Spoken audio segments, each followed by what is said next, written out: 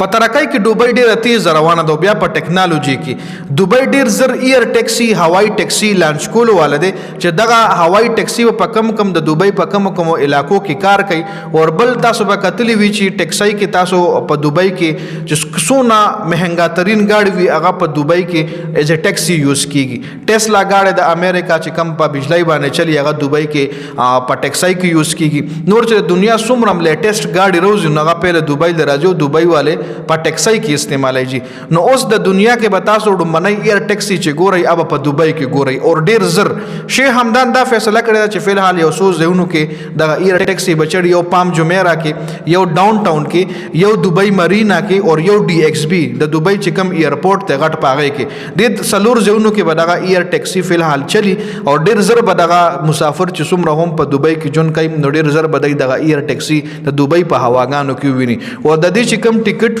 نو 350 درهم نه بل دی پرای ټیکټ شروع کیږي 350 درهم نه نو البته چې څومره هم تاسو به کتلی وی ډیر غړ بزنس میدان راځي ډیر مالدار خلک په دوبۍ کې جون کوي نو غي د پر دا ټیکټ اس ټیکټ نه دی او دغه مالدار خلک به دغه ایر ټیکسي کې یو زینه بل زیلزي او سړک نه رو مطلب دا ډیر مخ کې پلان 2050 کې دوبۍ چې کم پلان دی نو هغه دنیا کې ډیر غټه بیگ ریولوشن چې کم دی به ټول زیاته په دوبۍ کې کتل کیږي غټ چینجز چې کم دی اب 2050 پورې په دوبۍ کې کتل کیږي